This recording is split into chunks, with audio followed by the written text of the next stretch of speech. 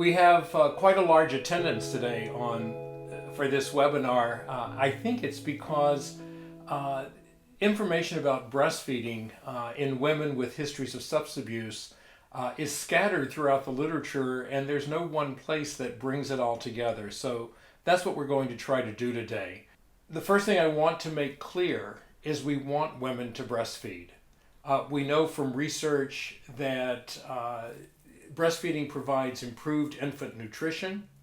The long-term impact for the child is significant, with lower rates of infection and allergies as the child grows older.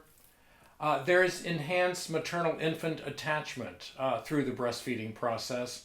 And from our own work with chemically dependent women, we have found that women who breastfeed, who are in substance abuse treatment programs, have enhanced feelings of empowerment and self-worth when they can feel like they are accomplishing something so important as successful breastfeeding. And this leads to something that we and others have found through our research, that a positive relationship with the infant promotes the woman's recovery. In essence, good parenting leads to good, successful recovery, and good, successful recovery leads to good parenting. So it's the type of positive cycle that we want to promote with all the women we work with. However, we have to be aware that any substance a woman uses will cross over into the breast milk. Now, there are two basic chemical characteristics of substances of abuse. For any substance to cross from the blood into the brain, that is the blood-brain barrier, to give the desired effect of the drug, whether it's to create a high or to sedate the person, that chemical must have two characteristics. It has to be highly lipid soluble, which means that it's absorbed into fat very readily because the brain is made up of mainly fat. And then the second characteristic is low molecular weight. So these two characteristics of lipid solubility and low molecular weight, which allows substances to cross the blood-brain barrier, also allows these same substances to cross into any other bodily fluids. So of pertinence today, breast milk. When we talk about the effects of men's use of substances, for instance, we talk about how any substance a man uses, including nicotine or alcohol, will cross over into the semen. So these two chemical characteristics of all substances of abuse are what allows these substances to cross in to the breast milk and has an impact on how long the substances stay in the breast milk. Now, I tried to think of different ways to approach this webinar because I don't like to go through lists and just a series of bullet points. But there's really no way to avoid it when we talk about these various substances. So I want to go through a variety of substances and follow the same pattern, looking at transfer into the breast milk, implications of secondhand exposure, and then the effects on the infant if the child is breastfed with this particular substance in the breast milk, and then some guidelines or advice you can provide to the new mother who wants to breastfeed. So we're going to start with nicotine. Now, nicotine crosses into the breast milk. It's completely absorbed from the lungs when the woman smokes, and from the lungs will enter directly into the woman's bloodstream, and from the blood will cross over into the breast milk. And nicotine will persist for about 2 hours in the breast milk. Now, before we get into the effects on the breast milk, we need to pay attention to the issue of secondhand smoke. Secondhand smoke is also known as passive smoking. And what you must realize is that if an infant is exposed to tobacco smoke, the infant will absorb all of the components of the cigarette smoke. And in fact, the nicotine levels in the baby's blood are greater through passive smoking than from taking in nicotine only through the breast milk. So that tells you how important it is to consider secondhand smoking. But what you also have to realize is that the amounts of nicotine in the baby's blood are additive. So if the woman is smoking and the baby's exposed to secondhand smoke and is breastfeeding at the same time, you're going to get increased levels of nicotine in the baby's blood. The other factor that is rarely considered, but it's something that we have seen frequently, is that if a woman is smoking while breastfeeding, you can see burns where the ashes have dropped on the baby. So clearly, there are effects of the nicotine directly in the breast milk, which we'll talk about, but also you have to consider secondhand smoke. Now, we have created an excellent animated video that addresses secondhand smoking and the impact on the child long term. The video is not specifically related to breastfeeding, but is related to the impact of secondhand smoke and how to decrease children's exposure to secondhand smoke. So you might take a look at that if you're working with families where there is smoking in the family.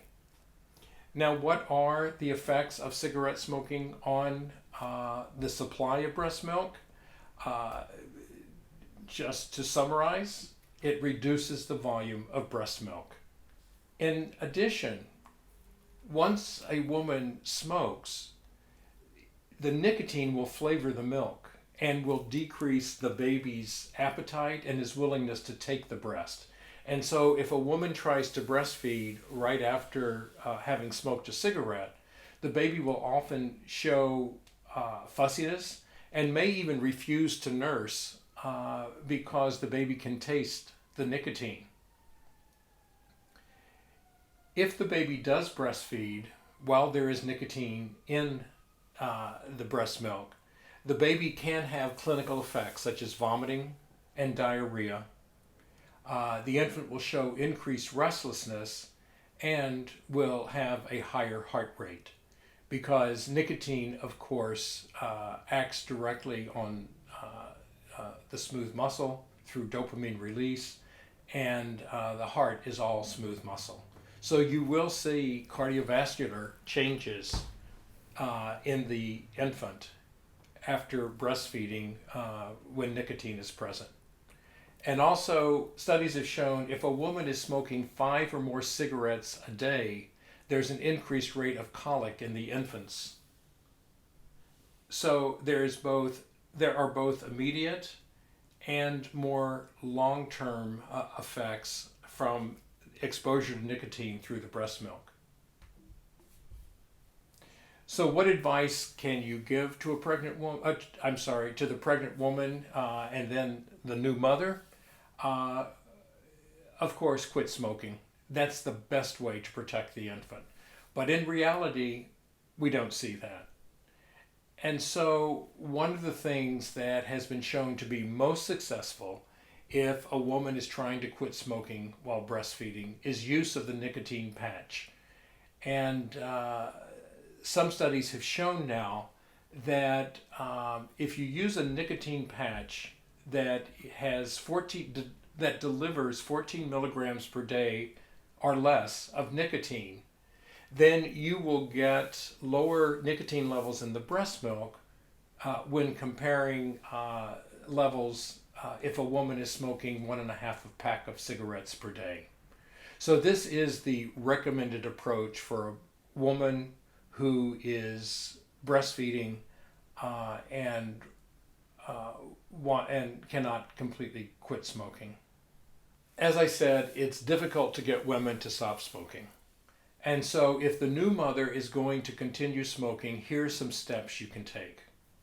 First of all, wait to smoke until after she has breastfed the infant. And so now that takes some doing for the mother, because she may really want a cigarette, and the baby will need breastfeeding. And if if the mother is going through some nicotine withdrawal and attempting to breastfeed at the same time, you can see breastfeeding will not be very successful.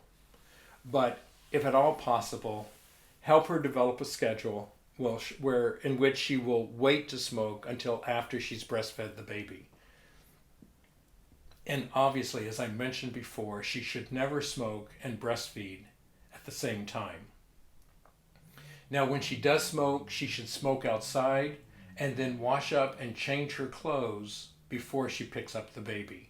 Even with this kind of careful hygiene, she still will transmit tobacco smoke to the infant. And so the only way to completely protect a baby from the effects of secondhand smoke is not to smoke. And again, this is an area, a topic that often is ignored. And of course, it's not just the mother smoking, but if the father or other people that live in the home or even visitors are smoking, it has significant effects for the child long term. Again, have a look at the animated video that we use to help families deal with secondhand smoke and decrease children's exposures to secondhand smoke. From nicotine, let's turn our attention to alcohol. Alcohol transfers very rapidly into the breast milk. Alcohol is highly lipid soluble, so that the levels of alcohol in the breast milk are just about the same as the levels of alcohol in the mother's blood. And again, alcohol will flavor the breast milk, and it will change the smell of the breast milk. And so if a mother is drinking and breastfeeding, the baby may resist the breast because of the taste and smell of the alcohol. Now, contrary to what even organizations such as La Leche League sometimes advise, that is, drink some beer and that will increase the calories that you are providing in the breast milk, that will help milk letdown. That absolutely is not true. In fact, research has shown that the volume of milk that a mother can produce is reduced by about 23% after just one standard drink of alcohol. And so you will decrease the milk supply the more you drink. Now, something that is very important to realize is that through the first 3 months of life, infants break down alcohol very slowly at about half the rate of adults. After about 3 months, the metabolic rate for alcohol in infants increases significantly. But during that first 3 months, alcohol is broken down very slowly by the infant. And so the impact of alcohol will linger. Now, if a woman is drinking 1 drink a day, or binge drinking, which we define as 5 drinks, once a week, what some studies have shown is that long term, the infant will have delayed psychomotor development. However, not all studies have shown this, and so the long term impact of drinking and breastfeeding has been difficult to ascertain. This is complicated, of course, by the fact that a woman who's going to be drinking while breastfeeding, it's likely that there was alcohol exposure during the pregnancy. So these issues are still trying to be worked out, and there is no clear, exact understanding what the long-term impact on development can be if the woman uses alcohol and breastfeeds. One standard drink will result in the infant sucking harder but getting less milk and becoming mildly sedated. So that is, if a mother has 1 drink and tries to breastfeed her infant, remember it decreases the amount of breast milk by about 23%.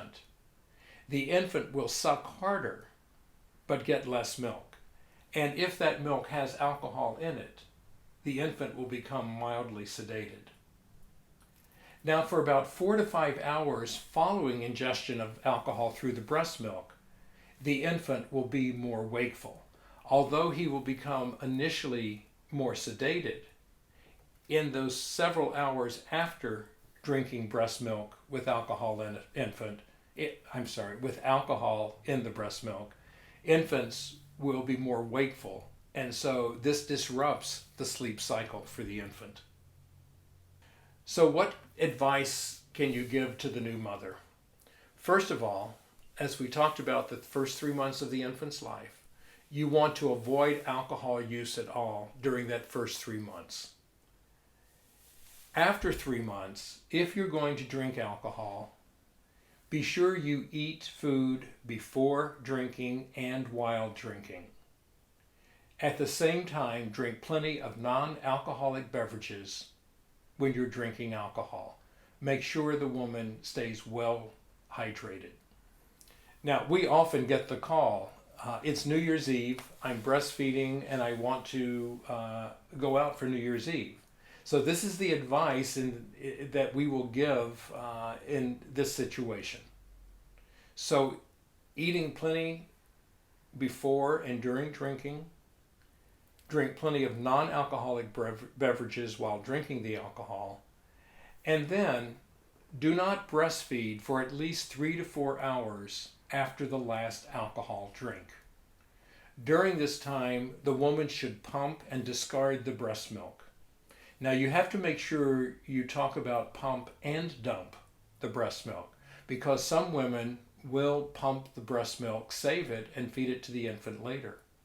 And of course it's tainted with the alcohol.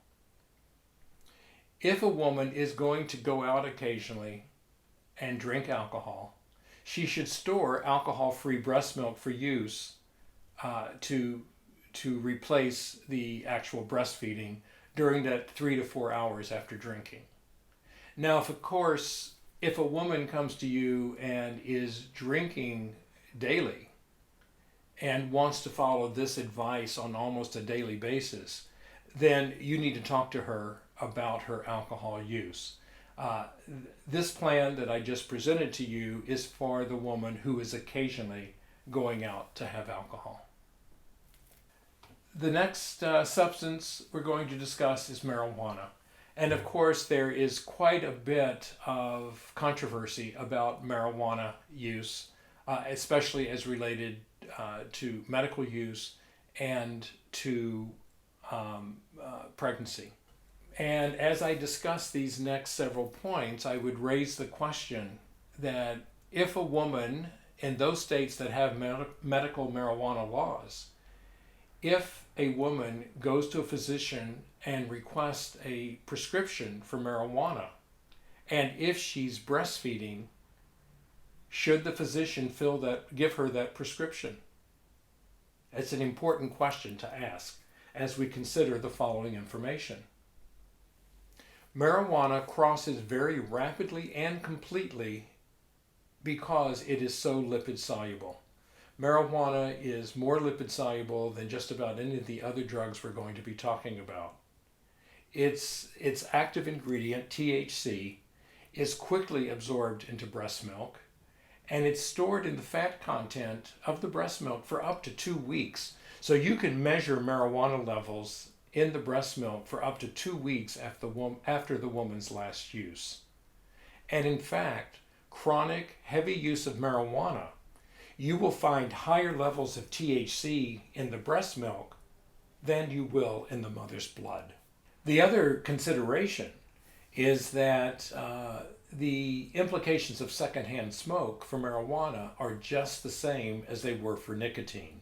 So the factors that the advice we gave to the new mother about protecting the child from secondhand smoke due to cigarette use holds true for smoking marijuana also. Now, marijuana, just like nicotine and alcohol, does reduce the supply of milk. And as I said, it stays in the breast milk for quite a while. And so you do get effects on the infant soon after the infant breastfeeds if there's marijuana present in the breast milk. Short term, you will see that an infant who is breastfed when marijuana is present in the breast milk will be lethargic, will be very weak with poor muscle tone, and because of this, both the lethargy and the poor muscle tone will exhibit very poor feeding. Animal studies have looked at long-term changes in the structure of brains of newborn animals who are exposed to marijuana through their mother's milk and have documented changes in the developing newborn brain. Now, those are animal studies. There are very few, if any, studies of breastfed infants exposed to marijuana. There is one human study that showed that marijuana exposure through the breast milk the first month after delivery did have a negative impact on infants' motor development at 1 year of age. Now again, this is only one study. There's very little information, and any study of the effects of marijuana via the breast milk are going to be complicated by the fact that the woman most likely used marijuana during pregnancy if she's continuing to use marijuana during breastfeeding. And so there is a large amount of information we just don't know. What is the best advice we can give to a new mother about her marijuana use? Given our lack of much research, the best thing we can recommend is to abstain from marijuana. Now, I know you're going to get quite a bit of pushback about this, but with what we know, and better said, what we don't know about marijuana and breastfeeding, the best thing you can recommend is not to smoke marijuana when you're breastfeeding. If the woman is smoking marijuana, follow the advice that I've given for cigarette smoking. If the mother smokes marijuana only occasionally, then she should consider waiting to smoke the marijuana until after she's breastfed, and then not breastfeed after smoking the marijuana. Do not breastfeed for several hours. Now remember, we said that you can find levels of marijuana, THC, the active ingredient, in breast milk for up to 2 weeks. So you can see that it's just not very practical to try to smoke marijuana and breastfeed. But in case she should try to store some unaffected milk. And importantly, if a woman is going to use marijuana, make sure she has another caregiver who will take care of the baby while she is using her marijuana. Now, you'll notice that all of this has been related to smoking marijuana. In states where marijuana is legal and marijuana is sold in candies and in brownies and in other ways through pills, the question comes up, what about if the mother is not smoking marijuana but is taking marijuana orally in any of a number of ways? THC is absorbed much less through the gastrointestinal tract than it is absorbed through the lungs. And so the level of marijuana in the mother is going to be less, and hence the level of marijuana in the breast milk is going to be less. However, there is no research regarding the impact of marijuana on anything when it is taken orally. And so, again, the best advice we can give a new mother is to simply abstain from smoking marijuana or from taking it orally. And that's the best we can do right now with the lack of any other scientific evidence. Now, as we begin to address the illegal substances such as cocaine, heroin, methamphetamine, I'd like to present a case study that we published several years ago. Now, this is this was a 26-year-old mother who admitted to large amounts of cocaine use in the first 2 months of pregnancy. After she found out she was pregnant, she stopped using cocaine and so did not have cocaine use in the ensuing months. She did admit to binge drinking alcohol, had about half of a fifth of hard liquor 2 to 4 times per month during the first trimester. And then again, once she found out she was pregnant, she limited this alcohol use to 2 to 3 beers per week through the pregnancy. I first met the infant when the baby was 2 months old. Historically, the baby had been born at 38 weeks gestation, appropriate for gestation age, so he had a good birth weight, and the infant had been growing well and had been exclusively breastfed during this time. Now, what had happened is 2 weeks after the baby was born, the parents were invited to a Christmas party. And so the parents went to the Christmas party, and being a good mother of a 2-week-old, she did not want to leave the baby with the babysitter, but took the baby with her to the party. And it was a very nice party with a refreshment table, chips, dips, cocaine, and she began to use cocaine during the party. Now, when the baby was 1 week old, the mother had dabbed, in her words, a little cocaine on her own gums and then breastfed to see if it had any impact on the baby. She didn't see any impact. So at this party, when the baby was 2 weeks old, the mother felt comfortable using cocaine during the party. And as she described it, she used probably a half a gram, that is, she snorted about a half a gram of cocaine over a period of about 4 hours. Now, during that time, at about the 3-hour mark, she noticed that the baby was getting irritable, so of course she began to breastfeed more. At the end of the 4 hours, they went home, at which point the baby was becoming more and more irritable, began vomiting, diarrhea, and the parents noticed that the baby didn't seem to be able to focus, and when they looked at the baby, they saw that the pupils were dilated. And so they came to the emergency room. This history was unknown as they came to the emergency room, but there was some suspicion just from the infant's behavior on the part of the emergency room staff. And so they did call me down to the emergency room, where I examined the infant.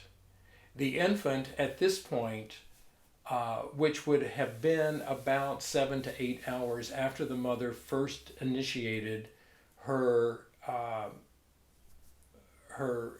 use of cocaine and continued breastfeeding during all that time, I came to see the baby. He was a well-developed infant with appropriate growth.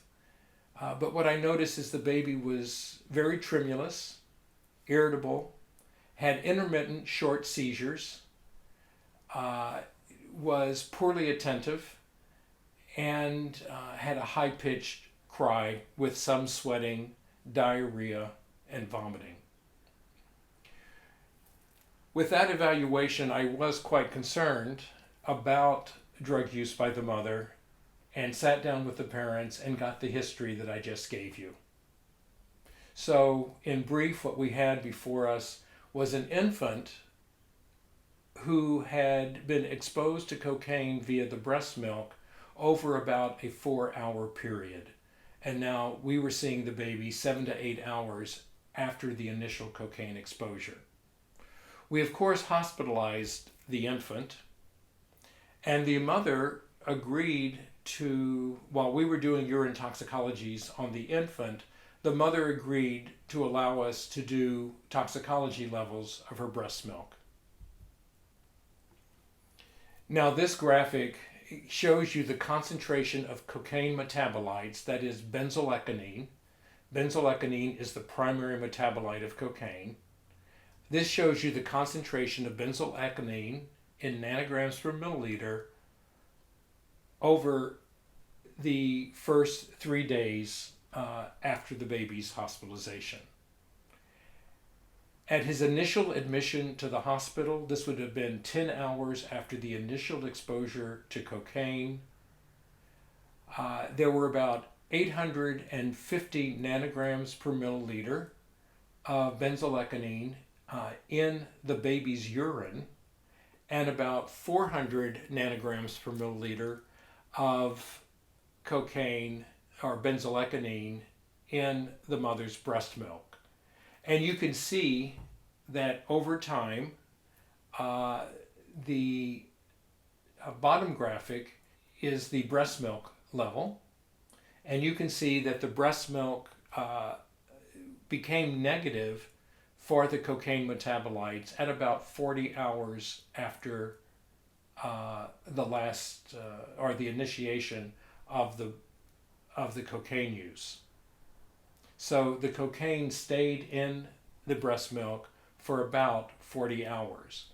The infant's urine, remember we said that for alcohol, the babies metabolize alcohol more slowly in the first 3 months. This appears to be the case for cocaine also, in that the baby's urine stayed positive for about 60 hours after the first exposure. So what this tells us is that cocaine crosses very rapidly into the breast milk and will persist in the breast milk for at least 2 days after use. And the baby's urines will stay positive for about 2.5 days. And so the message here is obviously, if you're breastfeeding, don't use cocaine. So when we talk about cocaine, methamphetamine, the opiates, understand that significant amounts of these drugs will transfer into breast milk. The amount will vary with the frequency and the amount of drug use.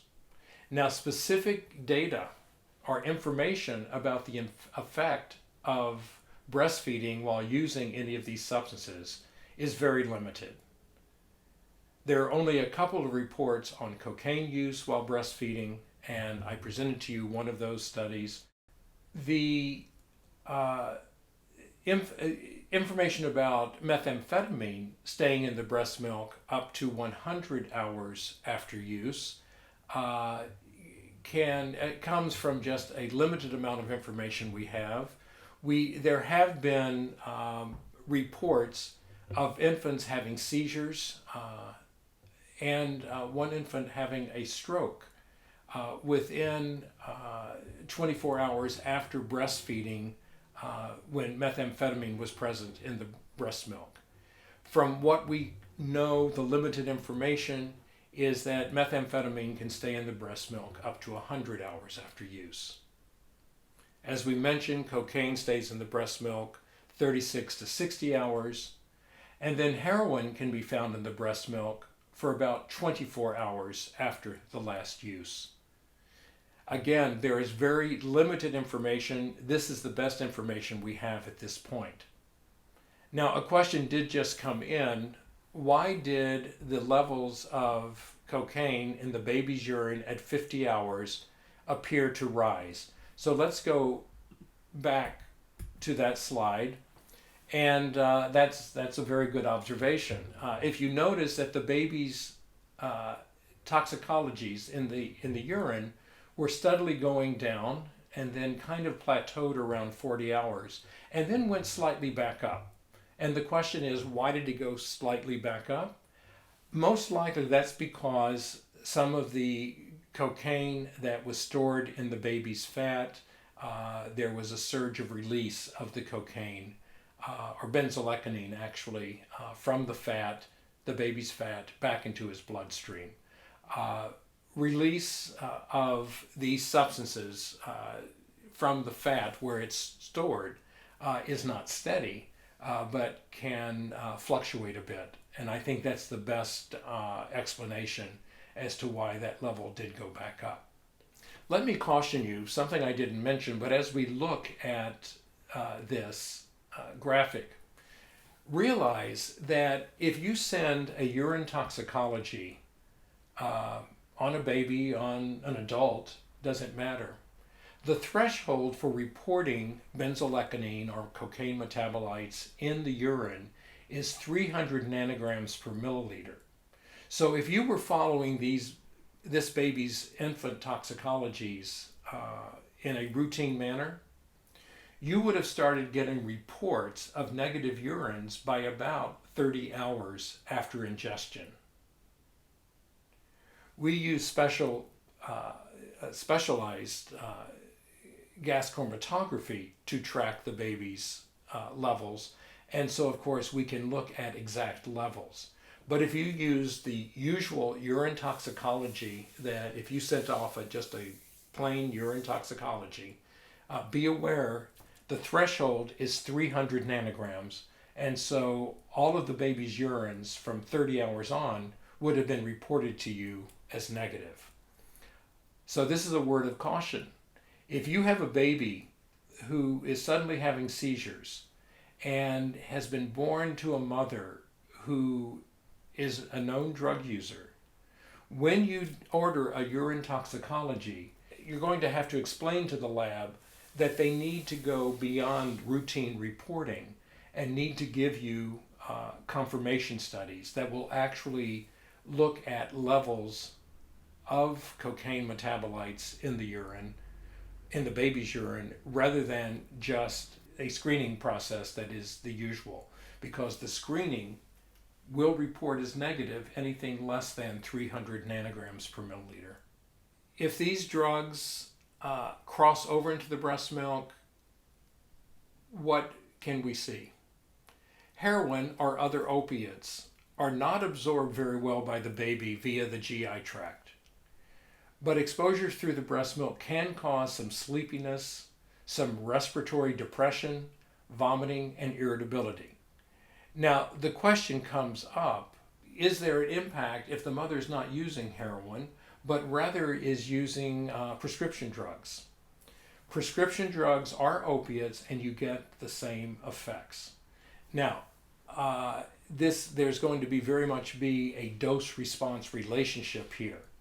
The more the mother takes, the more she absorbs into orally, the more she absorbs into her through her GI tract into the bloodstream.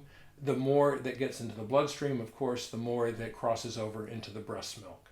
So if a woman is using any kind or misusing any kind of opiates, whether it's prescription or non-prescription, you need to realize the baby who is being breastfed will be affected with sleeping, depression of respiratory response, vomiting, and irritability.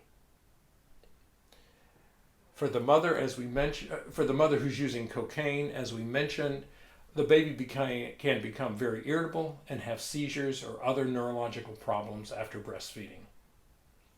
Now, there are no formal studies of methamphetamine and its effects on the breastfed infant, but there are some case reports of seizures and infant death within a short time after being breastfed by a mother using methamphetamine.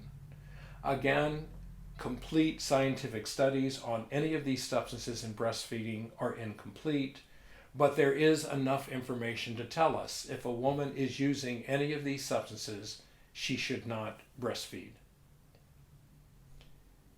In addition, we have to remember that if a woman is using cocaine, methamphetamine, opiates, other illicit drugs, the risk of HIV/AIDS or hepatitis C in the mother goes up, and that has implications for breastfeeding.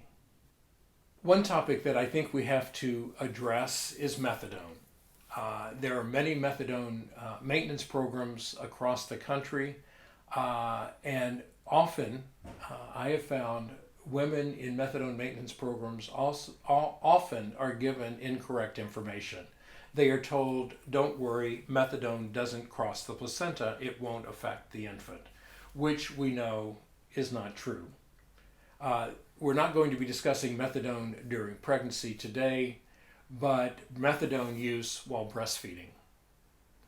And methadone, just like all the other substances we've talked about, does cross into the breast milk very readily and will reach a peak in the mother's blood, which means in the breast milk, about one half to 1 hour after an oral dose.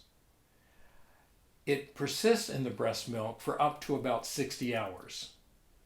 And obviously, the higher the mother's dose of methadone, the more that is present in the breast milk. However, there does not appear to be a level of methadone that clearly endangers the child. And so most experts agree that methadone levels in the breast milk are so low that it is a safe medication to use when breastfeeding. So the question comes up when I am contacted by a treatment program and a woman is on methadone. The question is, can she breastfeed? My answer is yes. Now, what effect will methadone have on the infant? Methadone in the breast milk can help a baby if he's having withdrawal from opiate exposure during pregnancy. So in fact, there can be enough methadone crossing over in the breast milk that will help stabilize the baby's neonatal abstinence. And so we will let women with histories of methadone maintenance breastfeed, and in fact encourage it if the baby could be going through neonatal abstinence. However, be aware that you have to observe the infant very closely for the methadone causing sedation or respiratory depression. And then also, obviously, if the mother was on methadone during pregnancy, the baby could go through neonatal abstinence syndrome even though he is breastfeeding. So you have to be very careful about that. What advice do we give to new mothers? If she's in a methadone treatment program and is being followed closely, we encourage breastfeeding.